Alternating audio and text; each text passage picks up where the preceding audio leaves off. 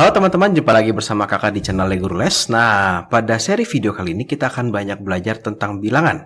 Nah, khusus di video kali ini kita akan belajar tentang jenis-jenis bilangan, sifat operasi hitung hanya akan banyak dijelaskan langsung saat kita belajar tentang operasi hitung. Kemudian kita juga akan belajar tentang contoh-contoh soal dari bilangan bulat dan juga diagram Cartesius. Oke ya, jadi kita langsung aja ya. Nah, jadi kita mengenal banyak jenis bilangan. Nah, paling sederhana itu adalah namanya bilangan asli. Nah, ini tentunya sudah kita pelajari waktu kita di SD ya. Bilangan asli itu mulai dari angka 1. Jadi ada angka 1, angka 2, angka 3, angka 4, dan seterusnya. Tapi hanya bilangan-bilangan bulat aja, tidak termasuk pecahan. Nah, kemudian lebih besar dari bilangan asli itu adalah bilangan cacah. Nah, bedanya apa sih dengan bilangan asli? Ya, jadi bilangan cacah ini sama aja sebenarnya isinya dengan bilangan asli gitu ya. Ada 1, 2, 3, 4 tapi ditambah dengan angka 0. Nah, gitu ya. Nah, kemudian ada juga bilangan bulat. Nah, bilangan bulat ini sebenarnya isinya sama nih seperti bilangan asli dan bilangan cacah. Itu ada 1, 2, 3, 4, 0 juga ditambah bilangan bulat yang negatif. Jadi misalkan kita punya min 4, punya min 3, punya min 2, punya min 1. Jadi bilangan bulat semua nih. Jadi 1, 2, 3, 4, 0, min 4, min 3, min 2, min 1 itu termasuk bilangan bulat. Bilangan cacah berarti 0, 1, 2, 3, 4 gitu ya. Nah, kemudian ada yang namanya bilangan rasional. Nah, bilangan rasional tuh ya semua bilangan bulat termasuk dalam bilangan rasional. Nah, tapi bilangan rasional itu nanti kita akan ditambahkan dengan pecahan. Contoh pecahan itu berapa sih? Setengah gitu ya. Nih bilangan rasional gitu ya. Kemudian berapa lagi? Sepertiga. Nah, ini bilangan rasional gitu. Atau juga bisa juga desimal. Nah, tapi dengan syarat desimalnya ini harus bisa menjadi pecahan. Contoh 0,25. Nah, ini bisa menjadi 1/4 gitu ya. Maka 0,25 itu termasuk pada bilangan rasional. Contoh lagi apa ya? Misalkan 0,40. Nah, 0,40 ini bisa jadi berapa? 2/5 gitu ya. Nah, ini adalah bilangan rasional. Atau juga bisa juga bilangan akar. Nah, cuma syaratnya mesti bisa keluar dari akar. Contohnya kita punya akar 4. Nah, ini bilangan rasional. Dia bisa menjadi 2. Oke ya. Nah, seperti itu bilangan rasional. Tetap 4, 3, 2, 1, dan 1, 2, 3 itu tetap termasuk pada bilangan rasional. Nah, ada juga yang namanya bilangan irasional. Nah, kebalikan dari bilangan rasional. Kalau irasional itu bilangan yang sebenarnya ya agak mustahil sebenarnya dipikirkan. Nah, itu adalah desimal yang tidak bisa jadi pecahan. Nah, ini tidak bisa jadi pecahan nih desimalnya. Contohnya apa? Contohnya misalnya kakak punya 0,1, 2, 3, 4, 5, 6, 7, 8, 8, 8, 3, 4, 7 ya pokoknya campur-campur deh. Nah, ini tidak bisa jadi desimal gitu ya. Tidak bisa jadi pecahan. Ini adalah bilangan irasional. Contoh lain adalah bilangan pi. Nah, bilangan pi itu sebetulnya bukan 3,14 saja ya. Tapi panjang 3,14 berapa lagi nih? 2, 3, 7, 8, nah, terus panjang sekali, nggak habis-habis. Jadi kalau dibagi, nggak habis-habis gitu ya. Atau juga bisa juga bilangan akar, tapi bilangan akar yang tidak bisa keluar dari akar. Contoh akar 3. Wah, akar 3 tuh berapa sih? Gitu ya. Nah, ini termasuk bilangan irasional. Nah, satu lagi ada desimal yang berulang. Desimal berulang tuh contohnya misalkan 0,6666 terus. Nah, teman-teman ingat ini bisa jadi berapa? Bisa jadi 2/3 ya. Waktu kita belajar di SD mungkin pernah belajar yang seperti ini. Itu artinya desimal berulang. Atau 0,1212122 terus. Nah, ini berulang terus. Nah, nanti ini bisa menjadi pecahan. Caranya gimana? Nanti tonton video kakak tentang pecahan. Oke ya. Nah, semuanya ini bilangan irasional. Nah, jadi semuanya ini bilangan irasional dan juga bilangan rasional, bilangan rasional, semua ya. Itu kita bilang bilangan real. Bilangan yang asli, yang ada, yang bisa mungkin tidak terbayangkan, tapi bisa diwujud nyatakan, gitu ya. Misalnya kayak akar gimana, mau wujud nyatakannya? Bisa, nanti ada caranya. Ya. Tapi ada juga bilangan yang tidak bisa diwujud nyatakan. Itu namanya adalah bilangan imajiner. Nah, bilangan imajiner itu bilangan yang terdiri dengan komposisi akar min 1. Nah, biasanya ditulis dengan lambang I gitu ya, imajiner. Ya, akar min 1, akar min 3 gitu ya, akar min 3, akar min 4. Nah, ini semua adalah bilangan imajiner gitu ya. Nah, Nah, bisa juga nanti kita membuat yang namanya bilangan kompleks. Nah, bilangan kompleks itu adalah bilangan imajiner dicampur dengan bilangan yang realnya. Nah, apakah kita belajar ini semua di kelas 7? Ya, tidak. Ini hanya pengantar kakak kalau ternyata ada banyak jenis bilangan. Nanti pada kelas 7 kita akan belajar bilangan bulat pertama kali. Nanti juga akan belajar pecahan. Nah, itu bilangan rasional kita akan belajar. Nanti di tingkat selanjutnya kita akan belajar akar dan sebagainya. Oke ya. Kita lanjut ya. Nah, ini rangkumannya sekilas. Jadi bilangan asli itu dari 1 ya. Bilangan cacat dari 0. Bilangan bulat dari min sampai seterusnya. Bilangan rasional semua ditambah pecahan dan desimal yang bisa jadi pecahan. Nah, bilangan rasional itu desimal yang tak berujung gitu ya. Akar, pi gitu ya. Oke, semuanya termasuk bilangan real. Oke. Nah, nanti biasanya kita akan bertemu dengan yang namanya istilah-istilah yang lain, yaitu bilangan ganjil dan bilangan genap. Nah, bilangan ganjil dan bilangan genap itu sebenarnya adalah bagian dari bilangan bulat. Kalau ganjil itu adalah bilangan bulat yang tidak habis dibagi 2. Contohnya apa ya? Misalnya 3. Nah, 3 kalau dibagi 2, nah itu adalah 1 tapi masih punya sisa 1. Nah, ini adalah bilangan ganjil. Kalau bilangan genap berarti bilangan bulat yang tidak habis dibagi 2. Ini kakak ada salah nih. Ini berarti harusnya habis. Gitu ya, berarti nggak ada sisa. Contohnya misalkan kakak punya 4 atau kakak punya min 4. Kakak punya min 4 dibagi 2, maka ini hasilnya adalah min 2. Sisanya tidak ada ya. Sisanya 0. Maka dia termasuk bilangan genap. Nah, nanti bisa aja ada soal tertentu tapi kakak nggak bahas di sini. Kadang-kadang di awal-awal guru kalian suka bertanya nih, kalau misalkan bilangan ganjil ditambah bilangan genap ditambah bilangan ganjil, hasilnya apa nih gitu ya. Genap tambah ganjil pasti jadi ganjil gitu ya. Kalau genap dikali dengan genap, hasilnya berapa nih? Genap apa ganjil? Nah, itu kan bingung ya, nebak-nebak ya. Nah, kalau kalian ketemu soal seperti ini gampang banget. Kalian ya pikirin aja satu bilangan ganjil. Contoh misalnya ya. Misalkan kakak ditanya, kalau genap ditambah ganjil dikurang genap ditambah genap lagi, hasilnya genap apa ganjil? Ya kita masukin aja 4 tambah 3 gitu kan, kurang 4 tambah 4. Boleh dong. Nah, jadi kita bisa dapat nih. Hasilnya adalah berapa nih? 7 ya. Nah, 7 itu adalah bilangan ganjil. Ya udah, berarti hasilnya adalah ganjil. Ya, gampang. Nah, nanti kita juga akan banyak bertemu dengan yang namanya bilangan prima dan bilangan komposit. Ingat-ingat nih ya, nanti kita akan kepake nih di himpunan kepake, di kelas 8 kepake, dan seterusnya. Bilangan prima itu adalah bilangan yang hanya bisa dibagi oleh 1 dan dirinya sendiri. Contohnya, angka 2. 2 bisa dibagi 3? Nggak bisa. Dibagi 4? Nggak bisa. Dia hanya bisa dibagi oleh 2 dan bisa dibagi oleh 1. Gitu ya. Atau kita punya angka berapa? 11. 11 bisa dibagi 2? Nggak bisa. Dibagi 3? Nggak bisa. Gitu ya. Dibagi 4? Nggak bisa. Gitu ya. Hanya bisa dibagi 11 dan hanya bisa dibagi oleh 1. Oke. Nah, kalau bilangan komposit ini adalah lawannya. Nah, ini lawannya nih dari bilangan prima gitu ya. Berarti ya selain bilangan selain bilangan prima gitu. Tapi dia harus memiliki 2 buah faktor prima. Jadi angka 1 tidak termasuk. Maka bilangan komposit akan mulai dari angka 4. 4, 6, 8, berapa lagi? 9 bisa gitu ya. Terus 11 nggak bisa, 10 bisa, 12 bisa. Nah, ini adalah bilangan komposit. Oke ya.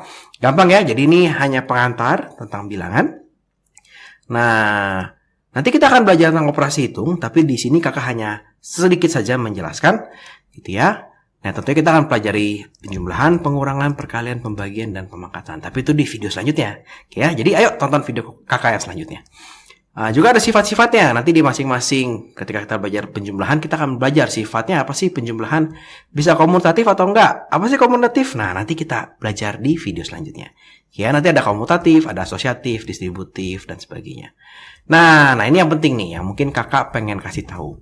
Ada yang namanya identitas dari penjumlahan dan pengurangan. Itu adalah angka 0. Ya. Nah, kenapa angka 0? Karena identitas ini adalah, ya kalau ditambah 0, dikurang 0, bilangan apapun, hasilnya akan bilangan itu sendiri. Nah, ini kakak ada salah tulis ya, harusnya 0. Ya. Kemudian ada yang namanya perkalian. Ada juga identitasnya. Mau dikali sama angka ini, mau dibagi sama angka ini, tetap menghasilkan bilangan itu sendiri. Yaitu adalah angka 1. Contohnya, 3 dibagi 1, ya 3 gitu. 3 dikali 1, ya 3 gitu. Ya, mau berapapun dikali 1 ya 3. Ya. Tapi kalau dikali 0 jadi 0 gitu ya. Kadang-kadang kita suka bikin games tuh. Ya, segini ditambah segini dikali 0. Nah, oke, tapi hati-hati ya, ada urutan pengerjaannya. Oke, sekarang kita coba lagi. Kita lihat. Nah, ini kita baru mulai masuk ke latihan soal dari bilangan bulat. Nah, tadi kakak sudah bilang bilangan bulat itu dari bilangan yang negatif sampai bilangan yang positif. Oke ya. Kita akan mengurutkan dari yang terendah sampai tertinggi. Ya, nah ini mungkin teman-teman sudah tahu ya. Nah, yang perlu kita perhatikan adalah hati-hati dari angka minusnya. Oke, yang perlu kita perhatikan adalah minusnya. Gampangnya begini, kalau kalian ketemu seperti ini dan kalian masih bingung membedakan mana sih yang lebih besar, mungkin ini terlihatnya lebih besar ya, 250, tapi dia ternyata lebih kecil dibandingin 75. Gimana? Kamu coba lihat dulu yang ada minus kamu pisahin, yang ada positif kamu pisahin, gitu ya. Ini kamu pisahin nih. Nah, ini yang minus. Yang tidak ada minusnya kita taruh di sini. Kakak kasih warna yang berbeda. Oke. Kita mulai dari minus dulu, gitu ya. Jadi yang terendah itu adalah yang ada minusnya. Makin rendah, makin kecil. Kenapa? Coba, kalau kita punya garis bilangan, di sini ada angka 0. Nah, ini makin lama makin tinggi nih. 1, 2, 3. Makin lama makin tinggi. Tapi kalau makin rendah, ternyata makin besar juga. Gitu ya. Nah, artinya min 250 ini adalah yang paling rendah. Maka untuk yang A jawabannya adalah min 250. Kemudian min 175. Kemudian baru 75. Baru 100. Oke ya, gampang ya. Kita coba lagi yang B. Nah, atau bisa juga kita berpikir seperti ini. Oh, yaudah kita lihat yang ada positif dulu nih. Ini jangan lihat dulu nih ya. Berarti ini pasti 27, pasti 47. Tapi hati-hati ya, ini dimintanya terendah sampai tertinggi. Jangan sampai kebalik kalau tertinggi sampai ke rendah. Kemudian baru kita lihat, berarti kalau setelah 27 berapa ya? Min 37 dulu atau min 57? Mana yang lebih kecil? Min 57. Maka ini min 57, min 37. Ya. Coba lagi yang C. Nah, berarti kita lihat yang positif dulu. Wah, yang positif cuma 15. Berarti dia pasti 15 nih di sini nih. Oke. Berarti sekarang kita akan membandingkan min 12, min 13, min 14. Mana sih yang lebih kecil? Yang lebih besar. Tapi kan ada minus ya. Jadi yang lebih besar yang kita ambil. Berarti kita start dari min 14. Min 13, min 12. Oke ya. Kita coba yang terakhir. Wah, ini gampang. Yang positifnya banyak. Kita urutin dulu aja. 13, 17, 21. Ini tinggal taruh di depan. Min 23. Oke ya, jadi gampang ya untuk mengurutkan bilangan bulat. Nah, kita akan ke soal selanjutnya. Nah, nanti bilangan bulat ini kan ada positif negatif. Suka ada soal-soal yang berkaitan dengan referensi. Atau kita diukur dari mana nih? Dari suhunya diukur oleh tempat B. Atau ketinggiannya dari tempat B. Nah, itu soal-soal seperti ini bisa keluar ya. Nah, jadi suhu di tempat A adalah 25 derajat Celcius. Di tempat B adalah minus 5. Tempat C adalah 32. Dan tempat D adalah 10 derajat di bawah 0. Nah, ini hati-hati nih. Kalau ketemu yang begini, 10 derajat di bawah 0, langsung kita bikin dulu. Oh, ini berarti D itu adalah min 10 derajat Celcius. Supaya nggak salah-salah. Nah, kalau ketemu soal seperti ini, jadi pertama-tama kita sudah bikin si D-nya menjadi min 10. Nah, kemudian kita lihat pertanyaannya, itu tempat A diukur berdasarkan tempat D. Nah, ini gampang nih. Bisa secara logika, tapi kalau teman-teman mau cari cepat begini, tempat A diukur berdasarkan tempat D. Oh, ini pasti A dikurang sama D, gitu ya. A-nya berapa sih? Oh, A-nya 25 derajat Celcius. Dikurang D-nya. Min 10 ya. Nah, ini min 10 derajat Celcius, gitu ya. Nah, ini minus ketemu minus, jadi plus. Nah, ini jadinya jawabannya adalah 35 derajat Celcius. Secara logika, karena si D di bawah. Nah, bisa juga begini kita bikin. Oh, si D ini di bawah nih, min 10. Si A ini dari 25. Si D ini melihat si ini berapa jauh ya? Oh, ini ternyata 35 derajat di atas saya. Jadi bisa seperti itu. Oke ya. Tempat D diukur berdasarkan tempat B. Oh, ini berarti adalah D dikurang B, gitu ya. Berarti ini min 10 dikurang B. B-nya berapa? Min 5 derajat Celcius. Nah, ini adalah min 10 ditambah 5 derajat Celcius. Ya, jawabannya adalah min 5 derajat Celcius. Oke. Tempat B diukur berdasarkan tempat A. Nah, ya udah gampang, tinggal B dikurang A. Oh, B-nya adalah min 5. Dikurang A-nya berapa? Oh, 25. Berarti ini jawabannya adalah 30 derajat Celcius. Nah, gampang kan? Oke, tempat A diukur berdasarkan tempat C. Oh, yaudah, berarti tinggal A dikurang C. Kurangnya hilang. A dikurang C berarti 25 dikurang 32 derajat. Itu artinya adalah minus 7 derajat Celcius. Ya, gampang. Nah, sekarang kita belajar yang namanya diagram Cartesius. Nah, diagram Cartesius ini adalah sebuah diagram yang digunakan untuk menggambarkan posisi suatu titik. Nah, kenapa dia dimasukkan dalam pembahasan bilangan bulat? Karena tentunya posisi ini bisa di sebelah kiri, bisa di sebelah kanan, bisa di atas, bisa di bawah, gitu ya. Bilangan bulat dipakai di sini. Nah, kalau kita lihat di sini ada bilangan bulat, banyak bilangan bulat di sini nih. Nah, ini ada bilangan bulat nih, ada 1, ada angka 2, ada angka 3 gitu ya, ada angka 4 dan sebagainya. Ada juga yang minus, min 1. Ya, di tengah-tengah tidak ada angkanya, berarti ini adalah 0 gitu ya. Gampang. Dibagi menjadi dua buah sumbu, ada sumbu X, ada sumbu Y gitu ya. Sumbu X yang mendatar, sumbu Y yang ke atas. X atau mantan ya datar-datar aja perasaannya sekarang ya, jadi dia datar aja. Nah, posisi suatu titik di diagram Cartesius biasa disebut dengan koordinat, ditulis dengan cara X, Y. Jadi misalkan kakak punya titik di mana ya? Di sini. Nih, kakak punya titik di sini. Titik A gitu ya. Nah, titik A ini X-nya berapa nih? Oh, X-nya adalah coba kita zoom ya. Kita zoom, bisa nggak kita zoom?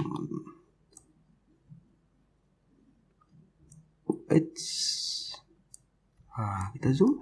Nah, ini titik A ini dia X-nya adalah 3 ya.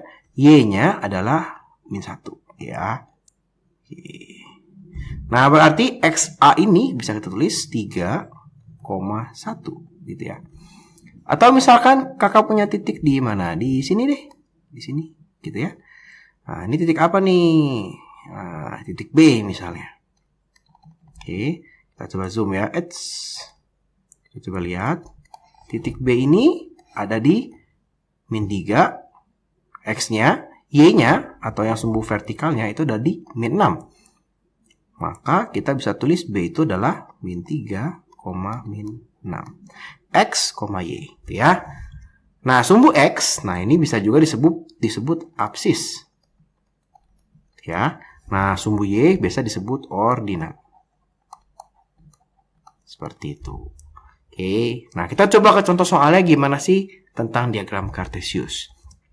Oke, ya, biasanya lebih ke menggambarkan atau mencari titik di diagram Cartesius ya. Nih, gambarkan 3 titik berordinat 7. Ingat tadi ordinat adalah Y ya. Y-nya 7. Y-nya adalah min 7. Berarti kita cari Y min 7 itu di sini nih. 3 titik ya udah asal aja, misalkan titik di sini. Ini titik A. Terus di sini titik B. Nah, di sini ini titik C. Yang diminta di soal A adalah ordinatnya atau si Y-nya ya. Jadi kita nggak peduli X-nya berapa aja, terserah. Kamu mau taruh di sini terserah. Misalkan berarti di A ini adalah min 3, min 7 gitu ya. Di B-nya adalah min 3, min berapa nih? Min 5, min 7. Oke. Lanjut. 2 titik berabsis Y, berabsis 6. Berarti X-nya maunya 6. X-nya maunya 6. Oh, X-nya ini 6 maunya. Y-nya berapa? Terserah. Mau taruh di sini juga boleh nih. Nah, taruh di sini berarti titik D. Misalnya ini adalah titik D. Boleh nih. Ini misalnya 6,0. X-nya kan 6. Y-nya berapa nih? Kok nggak ada angkanya ya, Kak? Oh, ini titik sini 0. Ya. Terserah satu lagi kamu taruh di mana. Boleh. Titik A dengan koordinat 3,4. Berarti X-nya 3. Y-nya 4. Oh, X-nya 3. X-nya 3. Y-nya 4. Oh, di sini nih. Nah, ini titik A. Ya. Lagi. Titik C dengan koordinat min 4,1. Min 4 di mana ya? Min 4 gak mungkin ke kanan nih. Pasti min 4 ke kiri. Ya. 1. 1 berarti ke atas. Nah, ini titik C. Gampang. Titik G dengan absis min 2 dan ordinat min 5. Berarti X-nya min 2. Ordinatnya min 5. X-nya min 2. X-nya, salah, X-nya di sini min 2, Y-nya min 5. Oh, berarti di sini. Titik G. Gampang. Selesai. Jadi gitu ya. Jadi bagaimana cara menggambarkan? Wih, gampang banget. Tinggal kita mau apa nih? X-nya berapa, Y-nya berapa? Kalian lihat titik-titik aja. Oke. Oh ya, saran kakak begini. Kalau kalian ulangan atau di sekolah, nah yang penting tuh ini. Apa sih yang bikin kalau kalian ada ulangan tentang diagram kartesius, apa sih yang bikin kalian tuh salah gitu ya? Yang pertama, jangan nekat. Oh, jangan nekat. Kenapa jangan nekat ya? Lebih baik pakai kertas kotak-kotak. Nah, kakak nggak tahu nih di sekolah kalian ada kertas ulangan resmi dari sekolah atau tidak. Bentuknya kotak-kotak atau tidak. Kalau bisa pakai itu. Kalau nggak punya, maka gambarnya harus rapi. Ya. Gambar rapi itu gimana sih? Ya, kamu pakai penggaris. Terus jangan begini, misalkan asal-asalan nih X-nya. Oh, ini 1. Oh, ini 2. Wih, panjang banget. Terus 3-nya di sini. Nah, ini asal-asalan namanya. Pasti hasil ulangan kamu jelek atau gambar kartesius kamu jelek. Harus pakai penggaris. Kalau ini 1 cm ya 1 cm semua. 2, 3 dan seterusnya. Oke ya. Ingat tuh, kalau nggak kalian bisa salah nih. Nah, yang berikutnya adalah membaca. Gampang kalau membaca ini. Titik-titik dengan ordinat kurang dari 5. Oke, kita coba tandain titiknya dengan warna merah di sini ya. Mana aja sih, titik mana aja sih yang ordinat? Ordinat itu apa ya? Ordinat Y, Y-nya kurang dari 5. Kita coba zoom. Kita coba zoom. Tadi mana soalnya? Ini dia. Kita coba zoom. Ordinat atau Y-nya kurang dari 5. Berarti kurang dari ya, berarti 5 ikut nggak? Nggak ikut ya 5-nya. Kalau paling besar 5, ya itu 5-nya ikut. Kalau maksimum 5, 5-nya ikut. Berarti selain titik D ya. Berarti titik ke bawah nih semua termasuk nih. Oh, berarti ini selain A dan D. Berarti ini tinggal ditandain aja nih. Berarti ini oke, ini oke, ini oke, ini oke, oke. Oke. Oke ya. Oke, sekarang kita coba. Oh, absis paling kecil 3. Paling kecil 3. Absis paling kecil 3. Berarti dia tidak boleh lebih kecil dari 3. Absis itu apa ya? Min 3. Absis itu adalah X-nya. Berarti X-nya tidak paling kecil 3. Oh, 3 masih boleh. Coba kita zoom. Min 3 masih boleh. Min 3 masih boleh. Min 4 nggak boleh. Berarti, dari I ke sini ya. Oke. Berarti ini boleh. Ini boleh. Nah, ini C boleh. Si D boleh. Ini boleh. Ini boleh. Ini boleh. Ini boleh. Gitu ya. Oh, tadi H juga boleh tuh. Yang jawabannya A. Oke. Kemudian kita coba cek lagi soal berikutnya. Ordinat positif. Ordinat itu adalah Y. Y-nya harus positif. Berarti kita cari yang di atas aja. Oh, berarti ini boleh. Ini boleh. Ini boleh. Ini boleh. Ini boleh. Oke ya. Titik dengan absis dan ordinat positif. Wah, berarti X-nya harus positif, Y-nya harus positif. X positif kan di sebelah sini ya. Y positif sebelah sini ya. Nah, kita ganti warna dulu. Jadi warna apa nih? Hijau yang belum. X positif. Kita zoom. Nah, ini X positif ya, X positif. Y positif. Nah, berarti cuma di sekitar sini aja. Oh, D sama E aja berarti. Berarti ini D sama E doang. Oke. Titik-titik dengan ordinat lebih kecil dari absisnya. Wih, ini susah nih. Ordinatnya lebih kecil dari absis. Ordinat itu berarti Y. Y-nya harus lebih kecil dari X-nya. Nah, ini mau nggak mau kita mesti cek satu-satu nih. Misalnya titik apa nih? Contoh titik A. X-nya adalah min 6. Y-nya adalah 7. Benar gak tuh? Ordinat lebih kecil dari absis. Salah. Ya, Y-nya lebih besar dari X-nya. Coba lagi yang lain. K. Atau C. C ordinatnya 3, Y-nya 3, absisnya min 1. Enggak, bukan juga. Oke, berarti yang bagian sini nggak mungkin nih. Ya. Nah, ini mesti cek satu-satu. Berarti kita lihat ya, apa ya kira-kira yang bisa dipakai ya. Ini nih, I. I itu, Y-nya adalah min 8, X-nya adalah min 3. Berarti Y-nya lebih kecil daripada X-nya. Nah, berarti ini termasuk nih, I. Nah, ini contohnya adalah si I. Si I. Min 3,8. Dimana ordinatnya lebih kecil daripada min 8, daripada absisnya. Oke, coba kalian cari titik-titik lain. Nah, jadi kira-kira seperti itu. Gampang ya? Nah, kira-kira seperti itu pengantar untuk bilangan bulat. Terima kasih buat teman-teman yang sudah menonton video ini. Selamat belajar. Mari kita bagikan video ini untuk membantu teman-teman kamu belajar lebih baik. Jangan lupa ya, videonya di like dan subscribe di channel Guru Les. Nah, kita akan belajar lebih lanjut tentang penjumlahan pengukuran perkalian di video selanjutnya. Terima kasih.